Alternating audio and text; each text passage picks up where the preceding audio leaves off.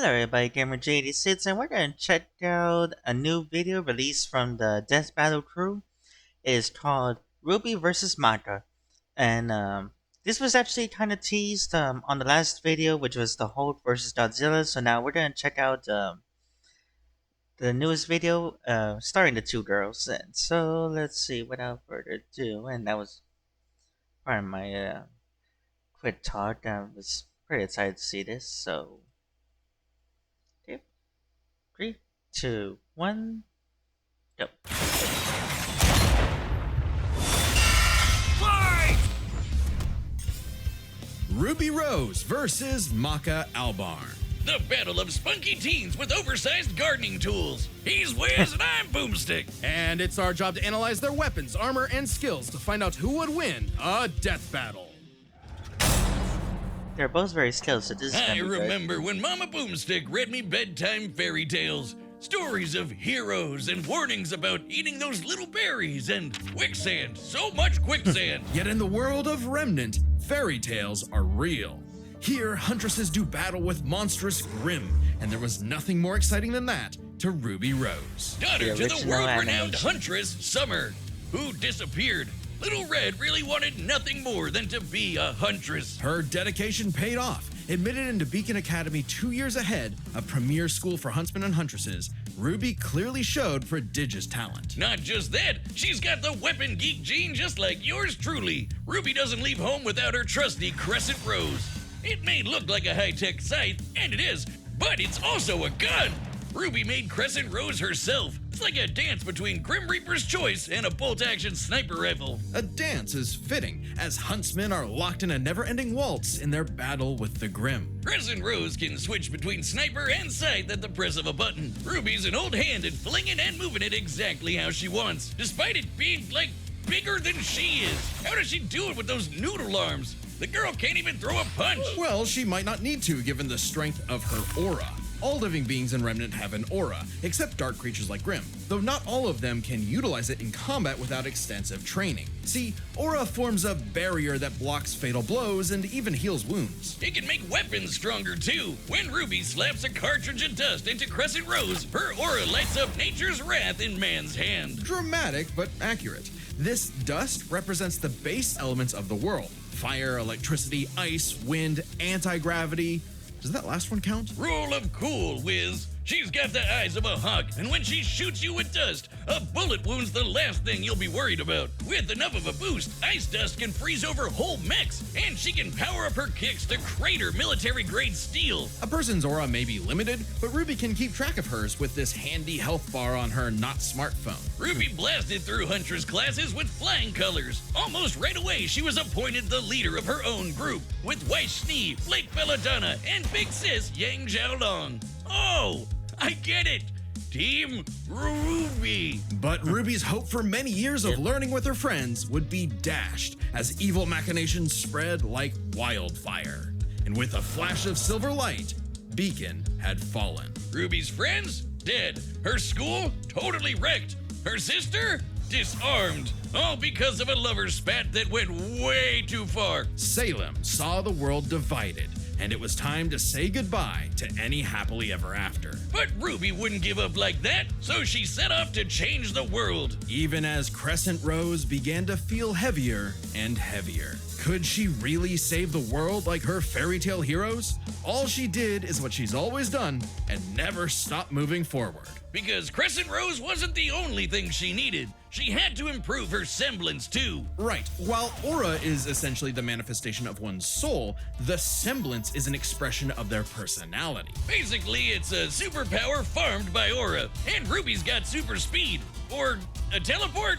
Or what is she doing exactly? Close. This is Petal Burst, a mixture of speed, teleportation, and intangibility. Ruby can rocket from one point to another in milliseconds. By literally bursting into petals. Sort of. According to Best Robo Girl Penny, Ruby's semblance is extremely complex and variable. It involves breaking her body down to its molecular components before zooming off in complex paths, negating the laws of mass entirely. AKA Super Speed Plus. And Nora is best girl. Ruby's petal burst is so quick she can make flying missiles look completely still. Good luck tagging her with a bullet.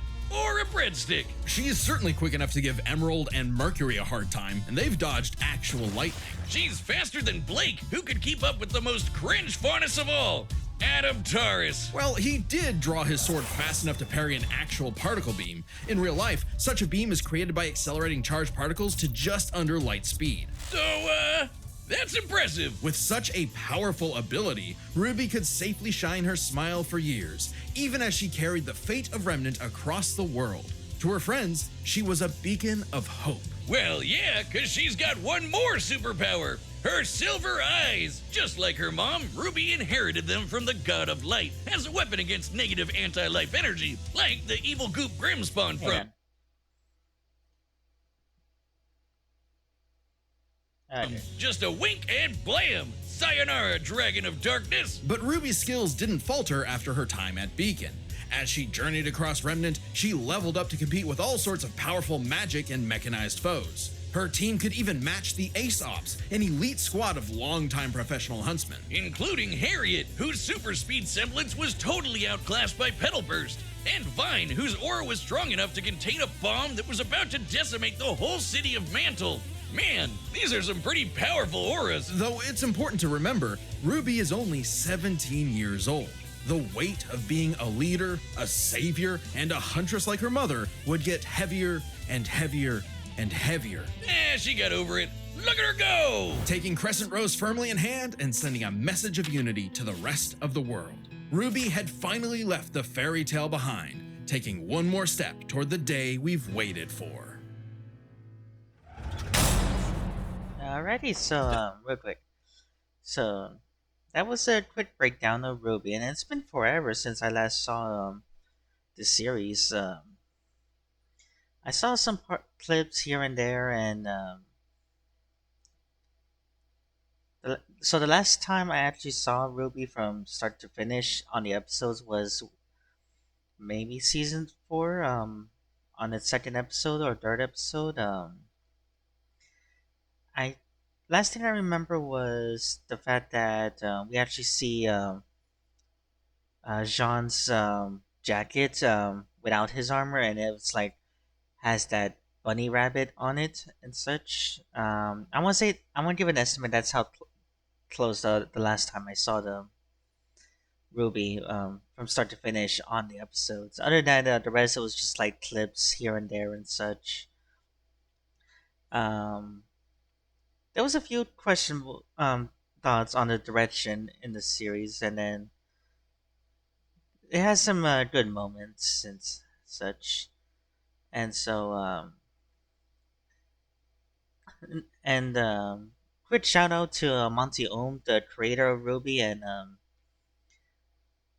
and it's too bad that like, I didn't know who he actually was at the time.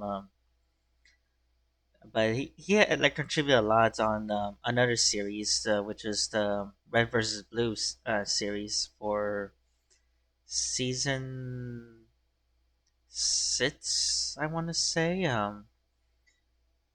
And the story goes is that they saw him animate this video, and then they asked him to come in and animate a fight sequence for them, and then of course in return, of course they'll help him with the creating the series Rwby. And the craziest thing about Monty's as his animation style is that I guess like there's like it's like quick, it's insanely quick, and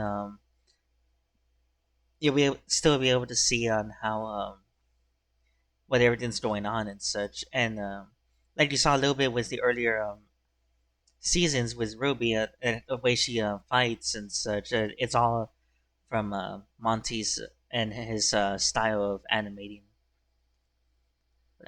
And I will admit, it wasn't until maybe a year or two after um, Rwby first came out, I started watching it. I tried watching it like the first few minutes, but I just couldn't get used to the whole 3D animation, at least at the time with the program. And then as I finally sat down and watched it, it grew on me. Today's battle is sponsored by Prize Picks. We all make decisions every day, but on Prize Picks, making the right choice can get you paid. And hey, football season is just kicking off right now, so it's the perfect time to jump in and join the hype. It's easy to play, just pick more or less on 2 to 6 player projections. If you get your picks right, you could cash in. Simple as that. Let's see, I got more on Barkley for those rushing TDs, more on Jones on those passes, but Allen, 234 yards? I'm gonna go less. Sorry, Bills. Prize Picks puts users first, so withdrawals are fast, safe, and secure. And if one of your players leaves the game for good, they offer injury reboots to save you from some real bad luck. That's a lifesaver. Download the app today and use code DEATH to get $50 in lineups after you play your first $5 lineup. That's code DEATH to get $50 in lineups after your first $5 lineup. Prize Picks. It's good to be right. A sound soul dwells within a sound mind and a sound body. But all the unjust evil souls of this world are on the Disney Fast Pass to becoming a Kishin. Destructive gods mutated from good-natured souls. A Kishin could plunge the world into chaos and madness. If only someone could stop them. Bing bong, it's the DWMA. Welcome to Death Weapon Meister Academy, where death rules. Literally, his name is Death. Here, Lord Death tasks humans to become spiritually talented meisters of demon weapons. AKA people who are also a weapon. No, really, they transform into weapons. Guns, ninja stars, hammers, you name it. A Meister weapon pair kills and consumes lost souls to keep the Kishin away. Jack the Ripper? More like Jack the Fraud. And so, the demon weapon, Soul, was paired with the dutiful rising star, Maka Albarn. Talk about your classic teacher's pet. The kind of girl who leaves an apple on the desk and goes, "Teacher, you forgot to give us homework," and then we jump them. As if Soul's any better, a weapon who's too concerned with being cool to do any real work. Hey, Soul's not just any demon weapon, he's a scythe, and he's got his sights on upgrading to the highest level of Death Scythe. Which would be a high honor. And lucky for Soul, Maka always aims high. With that common goal, Maka and Soul formed the Dream Team.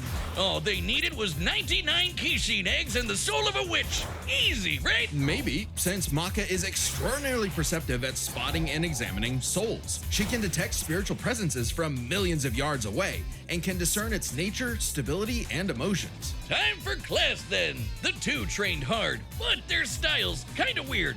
Okay, so Maka guides Soul in the direction she wants to go, but Soul, the scythe, does all the actual movements himself. Maka's the Meister, Soul's the weapon. Like conductor and instrumentalist, a Meister weapon pair cannot work in harmony without total cooperation. Too bad their teamwork sucked. They fumbled the easiest chance Yep. for Death Scythe status, F-.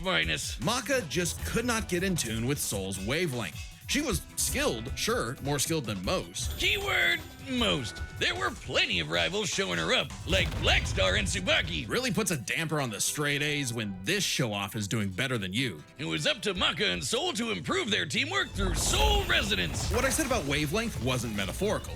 Rather, wavelengths are the means with which Meister and weapon draw strength through each other. Think of two wavelengths as different emotional amplitudes that must merge at one alignment. If the Meister's the guitar and the weapon's the amp, then they create a feedback loop to increase its frequency. That's Soul Resonance. Soul Resonance creates a telepathic link and surges their strength and speed. And preps them for cool scythe moves like the Witch Hunt Slash, a big energy strike that puts the L in evil. As the name implies, it works especially well against witches and other evil creatures. It's not exclusive or anything. It's actually really deadly against evil because of Maka's rare anti-demon wavelengths. Basically, being a goody little two-shoes gets her the power of purity or whatever. Maka and Soul were becoming a synchronized unit, though one would sometimes need to rein in the other's idiotic habits. And the other guys gotta stop their annoying overthinking, Wiz. But everything changed after a, unique encounter with Krona, which nearly killed Soul. Now Soul had an ogre pal in his head, waiting for him to swing on over and play the piano. Yep, Soul got infected with black blood. Black blood was specially brewed as a weaponizable blood. It hardens and strengthens its user's body inside and out, increasing their physical ability. They can even block blades with their bare skin. Too bad it comes with a little side effect of madness with a capital M. A force of fear and sadness all living things possess, which threatens to ruin the world. So it was kind of a big deal that Maka was bummed by how she got sold in a jam. But thanks to Soul, she got over it and even welcomed in their new little ogre buddy. Now when Soul plays his grand piano, their soul resonance sings even louder through the black blood. Giving Maka all the perks of black blood too, even the crazy parts. Bet you didn't expect that, Krona. But evil saw their plans through. The Kishin Asura had arrived. Madness was spreading everywhere. So Maka and Soul had to lock in and upgrade their witch hunt to the even stronger demon hunt slash. They went on even more missions to reach souls with classmates like Blackstar, and that guy outran his own shadow. Perhaps the most obvious evidence ever of faster than light speeds, and Maka could finally keep up with him. Pair that with her fight with the demon tool Gopher, who could obliterate whole mountains, and you've got one hell of an ass kicker. And yet, Maka's relationship with Soul still faltered. Soul was the real star here. Even other Meisters were trying to take him as a weapon, away from Maka. I mean, he literally moves himself, so Maka couldn't help but wonder if she was holding him back all along. But Soul said the truth. In all of their missions, their teamwork was the key to their victory. An orchestral performance is only as good as the one conducting. And so, their wavelengths played in harmony, and Maka donned a dress of black blood. It's an armor literally made of blood, and it lets Maka fly around and shoot out her soul as an epic sound wave. So freaking metal! At the same time, Soul discovered he could hack souls and directly transmit Maka's anti-demon wavelengths, basically shutting their enemy completely down through Soul Adagio.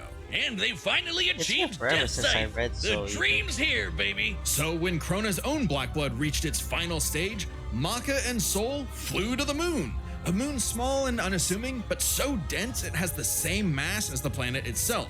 The very world's sanity was at stake. Krona might have gone insane, but Maka still reached out to their new friend Soul until the Kishin showed up to ruin everything. Come on, Asura, they're having a moment here. Timing, bro. In what would be Maka's final exam, Maka, Soul, and all of their friends faced off against the Kishin. And she passed. A+. Maka pulled her weight and perfected her teamwork with Soul. Their wavelengths were pitch perfect. Asura did everything he could to separate them, crater them into the moon, punch holes in Maka's chest, tamper their souls with madness, and each time they successfully realigned their wavelengths. Until they kicked his ass with one final upgrade, the Kishin Hunt Slash. Maka Chop! Now that's what I call absolute cinema. Because a sound soul dwells within a sound mind and body. So should you feel overwhelmed by evil's roars, just write 4242 564 whenever you want to knock on death's door. Hey, Congratulations to us. Wiz, your ego is showing. It always is. And why not? This death battle is episode 200. Well, yeah, it's a big deal, so we've got a big discount on our website to celebrate. That's www.deathbattle.gg. Website members already get awesome deals like exclusive Death Battle merch, the whole episode archive, including episodes not on YouTube, and a bunch of behind-the-scenes goodies. And if you sign up today, you can use our code DB200 to get 20% off. You can only grab this discount in the next 2 weeks, so use code DB200 to get 20% off your website membership as soon as you can. Where else are you gonna find such absolute cinema? No, really, we made an absolute cinema desk mat that's on the store. Cool as fuck. All right, the combatants are set, and we've run the data through all possibilities. It's time for a scythe battle! Okay, it's official. This is so not cool. Oh, come on, Soul. Our target should be here, so try helping out. Hi! Who you looking for?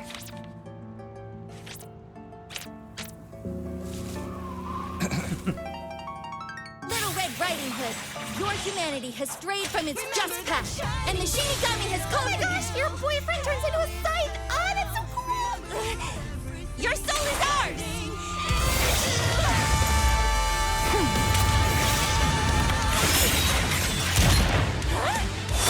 I like my soul, thanks.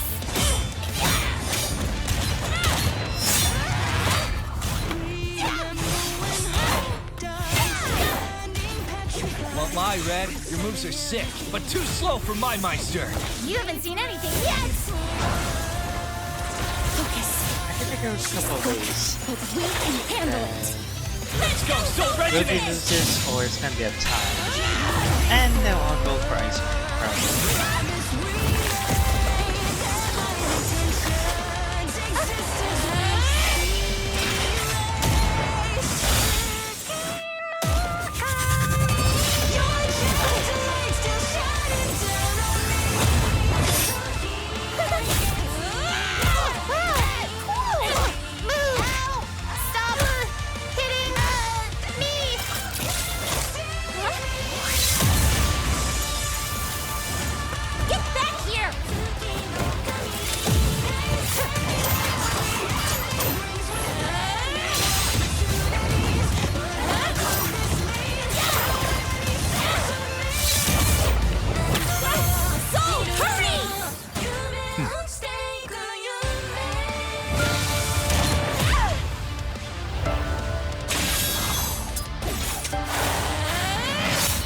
Interesting. Her soul forms a barrier. Try helping out.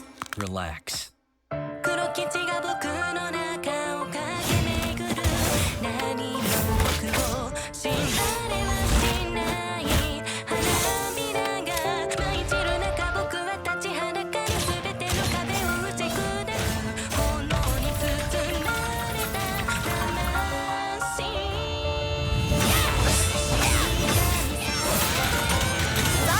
but I'll never stop fighting. I'm Ruby Rose, and I am a huntress! Soul Adagio! Ruby! Her wavelengths. Damn it, she's... Stay strong, Maka! You got this!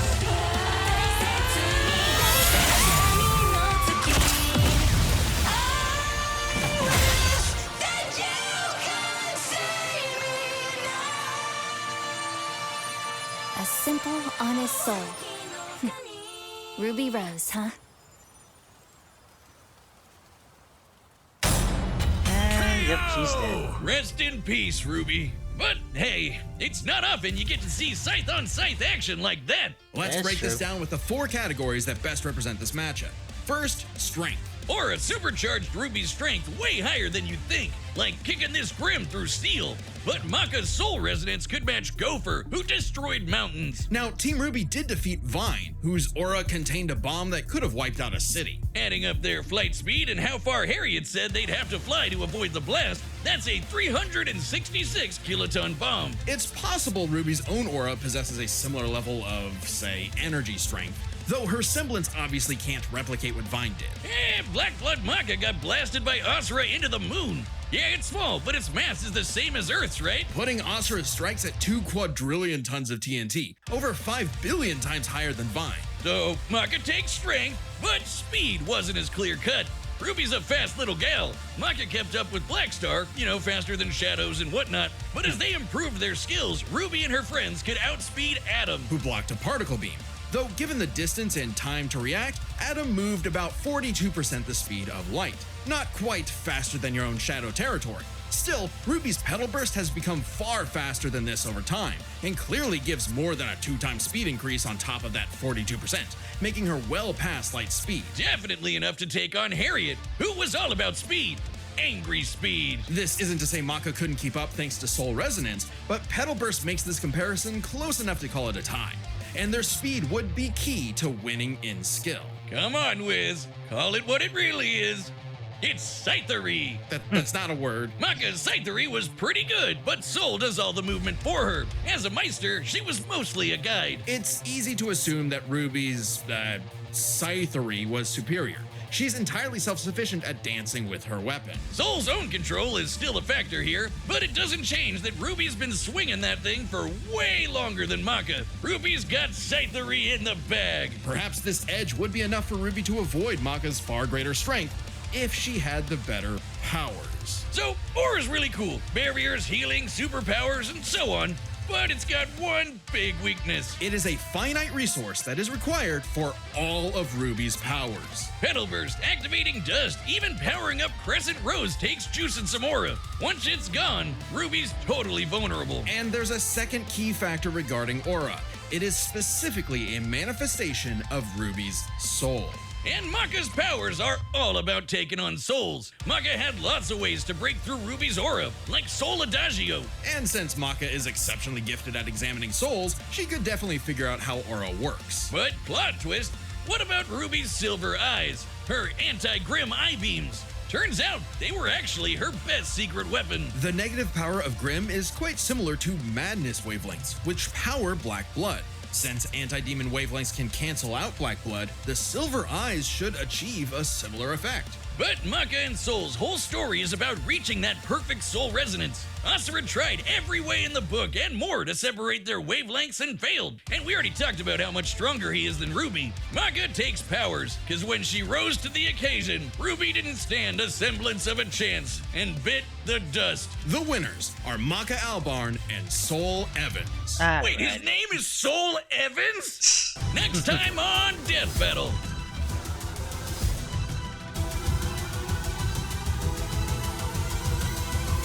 Well played.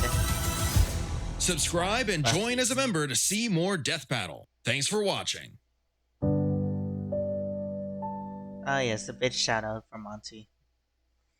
Okay, so real quick. So that was the death battle, Maka versus Ruby, and then I had a feeling that so I was like I was right. Ruby would lose. Kind of a shame that she just ultimately gets defeated, and of course her soul gets consumed and all. I do believe that the two of them would probably like talk a lot about weapon strategies and tips for each other, some strengths and weaknesses and such. And excuse me, real quick. So let's see. So other than that, so that was the 200th episode for Death Battle, Ruby versus Maka. Without further ado, leave a comment on the video if what you think, and what are your thoughts on the overall results for this Death Battle from the Death Battle team. And personally, for me, I'm not that much of a hardcore analyst, so even I couldn't decide like who would be the ultimate winner and such. But overall, the fight scenes was cool and all. And until next time, everybody. See you soon.